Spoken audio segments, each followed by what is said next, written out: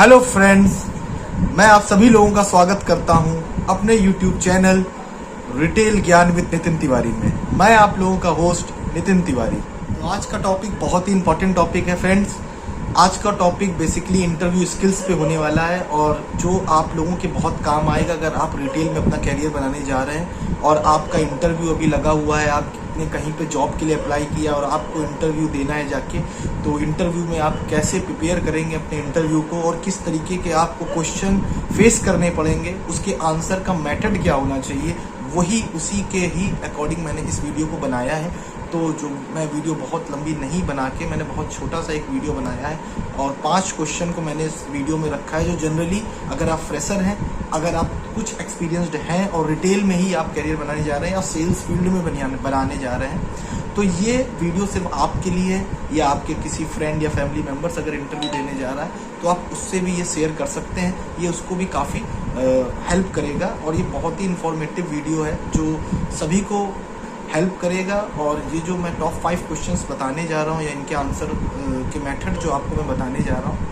क्योंकि इनके answers different होंगे, वो आपके अकॉर्डिंग होंगे, बट उनके मैं मेथड आपको बता रहा हूँ। और क्वेश्चन इंटरव्यूअर आपसे किस तरीके से पूछता है, कौन से पूछता है और कौन से इंपॉर्टेंट क्वेश्चन पूछता है, वही टॉप 5 क्वेश्चंस मैं आपको बताने जा रहा हूँ। चलिए बने रहिए मेरे साथ, मेरे चैनल के साथ में। और अगर आपको अच्छा लगे तो आप लाइक कीजिए, सब्सक्राइब शेयर कीजिए, बने रहिए मेरे इस वीडियो के साथ। आप स्किप मत कीजिएगा क्योंकि ये बहुत ही इंपॉर्टेंट वीडियो है आपके लिए। तो चलिए लेट्स।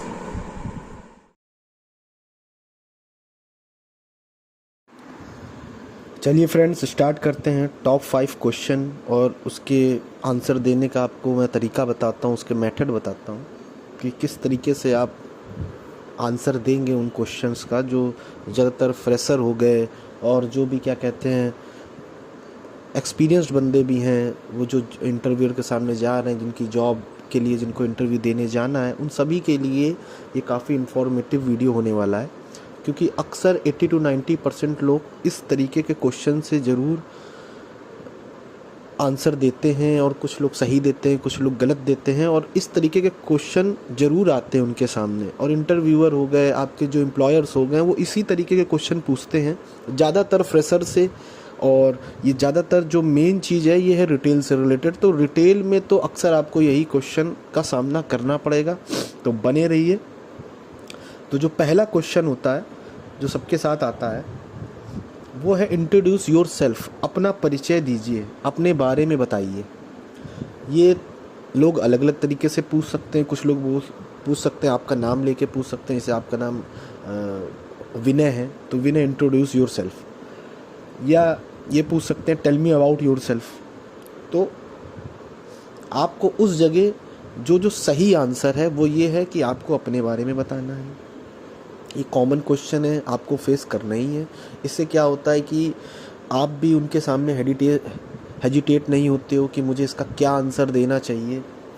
और जब वो आपके बारे में ही पूछेंगे तो जनरल सी बात है, सभी को अपने बारे में पता होता है, बट ये है कि हाँ, आप जिस भी भाषा में उनको बताना चाहो उसी भाषा में बताइएगा। ये नहीं कि इंग्लिश और हिंदी दोनों को मर्ज करके बता रहे हो।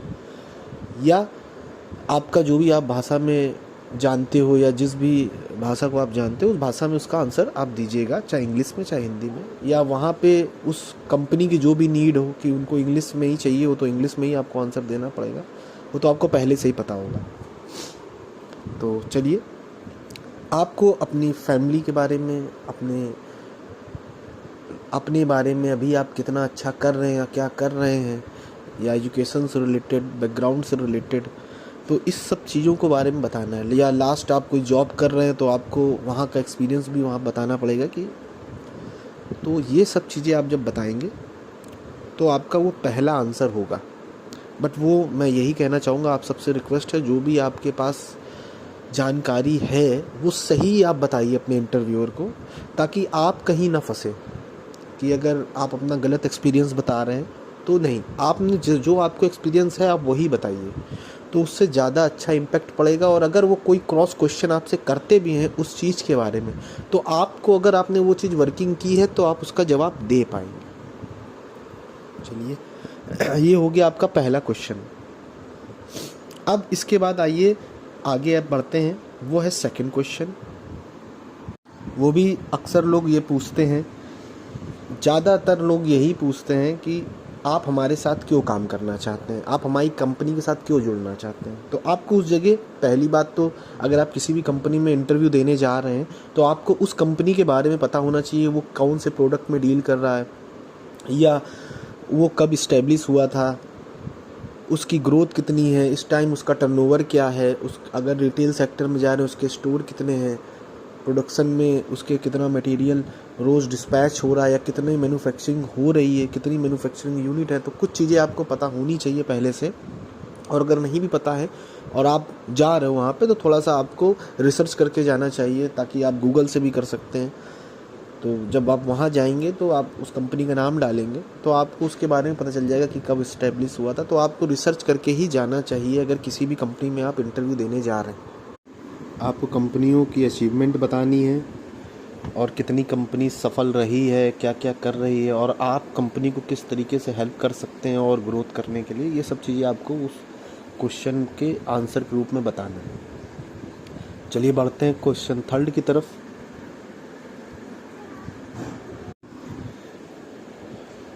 जो तीसरा क्वेश्चन है वो आपको रिटेल ही जॉब के जब आप इंटरव्यू देने जाएंगे तभी पूछा जाएगा आपसे, what's make you the best candidate for this retailing job. इस रिटेलिंग जॉब के लिए आपको सबसे अच्छा उम्मीदवार क्यों बनाता है। तो आपको इसमें यही बताना है कि जिस भी पोस्ट के लिए आप लोग अप्लाई कर रहे हैं उसके बारे में आपको जानकारी होनी चाहिए, और उसकी रोल्स एंड रिस्पॉन्सिबिलिटी क्या है, उसको क्या क्या वर्क करने पड़ते हैं। जैसे आप सपोज़ करिए आप जा रहे हैं सेल्स में, तो सेल्स में आपकी क्या क्या रोल्स एंड रिस्पॉन्सिबिलिटी होगी। आपको कस्टमर सर्विस प्रोवाइड करनी है, आपको प्रोडक्ट की नॉलेज देनी पड़ेगी, FAB बताना पड़ेगा, फीचर्स एडवांटेज एंड बेनिफिट बताना पड़ेगा आपको जो भी प्रोडक्ट होंगे उनके। तो इस तरीके से अगर आप स्टोर इंचार्ज की जॉब के लिए जा रहे हैं तो आपको स्टोर की हाइजीन से रिलेटेड, स्टोर की टाइमिंग से रिलेटेड, स्टाफ के बिहेवियर से और कस्टमर ऑब्जेक्शन से रिलेटेड हर चीज़ आपको हैंडल करना आना चाहिए। और ये सब चीज़ों को जब आपको पता होगा तो आपसे जब वो पूछेंगे कि आप रिटेलिंग ही जॉब में क्यों आना चाहते हैं, तो हो सकता है इस क्वेश्चन को थोड़ा सा चेंज करके भी वो पूछ सकते हैं। तो आपको उस जॉब की रोल्स एंड रिस्पॉन्सिबिलिटी पता होनी चाहिए कि आप जिस भी पोस्ट के लिए अप्लाई कर रहे हो वो पोस्ट का वर्किंग है क्या, आखिर वो करते क्या हैं। तो ये सी चीज़ें अगर आपको पता होगी तो आपके लिए बहुत ही बेनिफिट रहेगा कि हाँ, जब सामने आपको वो जानेगा, एम्प्लॉयर जानेगा कि नहीं यार इनको इस चीज़ की नॉलेज है, तो वो आपको ज़रूर से ज़रूर, अगर आप उसका सही आंसर देंगे जो जिस तरीके का वो आंसर चाहता है, तो वो अच्छा ही रहेगा आपके लिए, आप उस इंटरव्यू को क्रैक कर सकते हैं। चलिए बढ़ते हैं 4th क्वेश्चन की तरफ। 4th जो क्वेश्चन होता है वो जनरली सभी पूछते हैं, और आज के टाइम में सेल्स के लिए आप जाएंगे तो भी आपसे पूछा जाएगा, रिटेल के लिए जाएंगे तो भी आपसे पूछा जाएगा, आप मार्केटिंग के लिए जाएंगे तो भी आपसे पूछा जाएगा कि are you able to perform under pressure, क्या आप दबाव में प्रदर्शन करने में सक्षम हैं। अगर आपको प्रेशर में रखा जाएगा, प्रेशराइज किया जाएगा, और तो आप दबाव में वर्क कर पाएंगे कि आप उस चीज़ को नहीं कर पाएंगे। तो उसमें आपका आंसर क्या होना चाहिए, बहुत पॉजिटिव आंसर आपका होना चाहिए वहाँ पे, जो इंटरव्यूअर चाहता है कि आप पॉजिटिव दें। बहुत से लोग इसमें कहते हैं कि नहीं सर क्या इसमें प्रेशर होगा, मतलब वो उसी टाइम वो थोड़ा सा माइंड उनका अनसेट हो जाता है। वही चीज़ सामने इंटरव्यूअर जानना चाहता है कि अगर वैसी सिचुएशन आपके पास आएगी तो आप कैसे क्या रिएक्ट करेंगे।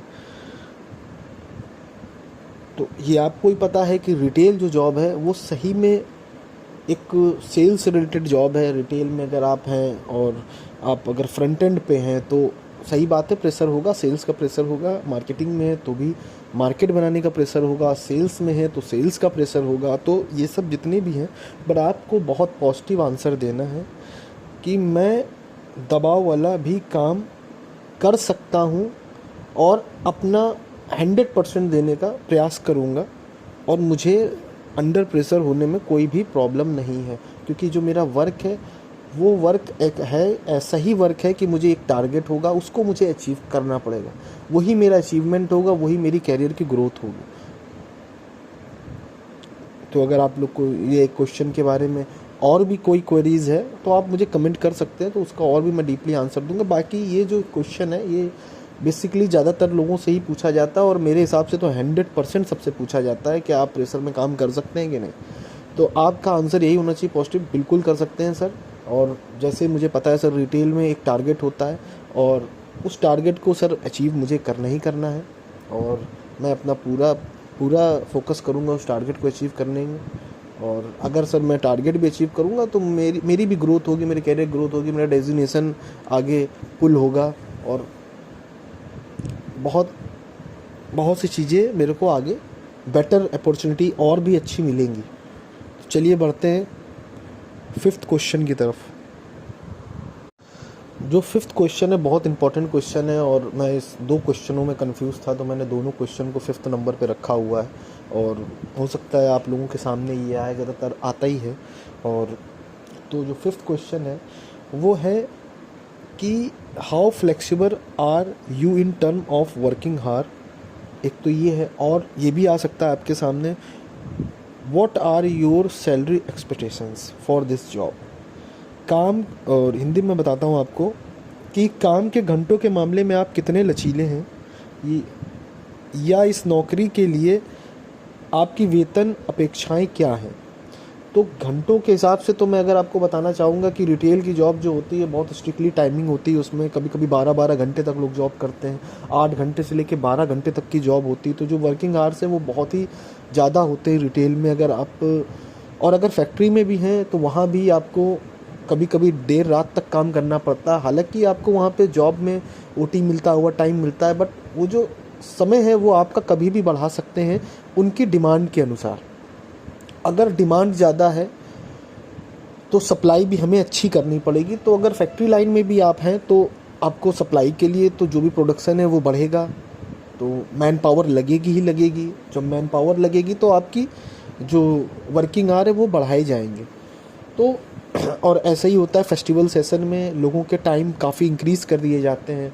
और अगर आप रिटेल की सेल्स के स्टोर्स में हैं तो आपके 12-12 घंटे तक मैंने देखा है लोग जॉब कर रहे हैं, 11 घंटे, 10 घंटे, 9 घंटे। तो इस तरीके से आपसे वो क्वेश्चन आपसे पूछा ही जाएगा ताकि आप उसमें ही बता दें कि आपको वो जॉब, मतलब वो पूरी चीज़ें आपके सामने रख देंगे कि मेरे यहाँ 12 घंटे की जॉब होती है, आप उसको कर पाएंगे कि नहीं कर पाएंगे, वो आपसे आपकी राय। तो अगर आपको पता है कि हाँ मैं टाइम मैनेज कर सकता हूँ तो आप उसमें डेफिनेटली हाँ कहिए। अगर आप टाइम नहीं मैनेज कर पा रहे हैं तो हाँ, ये ऑप्शंस हैं आपके पास उस टाइम, क्योंकि रिटेल की जो जॉब होती है वो 9 घंटे से लेके 12 घंटे तक होती ही होती है। कई ब्रांड्स में 8 घंटे की है। और मार्केटिंग की जो फील्ड है वो भी एक टाइम से रिलेटेड होती है, बट अगर हाँ आप मार्केट नहीं बना पाते हैं उस टाइम तक तो आपको अपना टाइम इंक्रीज़ करना पड़ता है।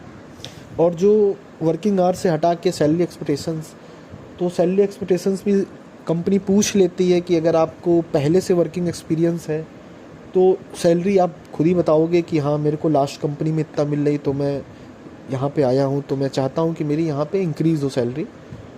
तो ऑब्वियस सी बात है, अगर आप एक्सपीरियंसड हैं तो वो आपको इंक्रीज़ करके सैलरी देंगे। फिर भी वो आपके सामने एक क्वेश्चन रखेंगे कि आपकी एक्सपेक्टेशंस क्या है सैलरी की। तो आप कभी भी कोई एक आंकड़ा मत दीजिए सीधा कि मुझे 20 चाहिए, मुझे 22,000 एक्सपेक्टेशंस है।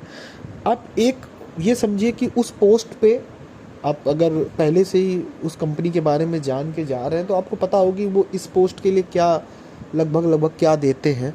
तो आप एक अपने रेंज से रिलेटेड उठा के आप उस रेंज तक उनको बता सकते हैं कि हाँ कि मुझे 15 to 20,000 के अंदर और वहाँ तक मेरी अपेक्षाएं हैं। तो उनके पास भी एक ऑप्शन है कि हाँ नहीं मेरे को 16,000 देना है, 15,000 देना है, 18, तो उनके पास भी ऑप्शंस है। और आपको भी पता है आपको इससे नीचे नहीं करना है जॉब। तो ये जो क्वेश्चन है इस तरीके का अगर आपके पास क्वेश्चन आया है तो ये समझ लीजिए अगर वहाँ पे आपका पॉजिटिव रिस्पांस मिला है तो वो जो क्वेश्चन है ये सैलरी एक्सपेक्टेशन वाला, इसका मतलब ही है कि अगर आपका रिस्पांस उनके अकॉर्डिंग रहा तो आपका 110% सिलेक्शन होना ही होना है। क्योंकि ये क्वेश्चन तभी आता है सैलरी वाला जब एम्प्लॉयर्स आपके बाकी क्वेश्चनों से एग्री होता है, बाकी आंसरों से आपके एग्री होता है, जो भी उसने आपके सामने क्वेश्चन रखे हैं उसके उसके अनुसार उसको उसके आंसर मिले हैं जैसे वो चाहता था या उससे मिलते जुलते मिले हैं। तो चलिए, ये रहा था आज का सेशन।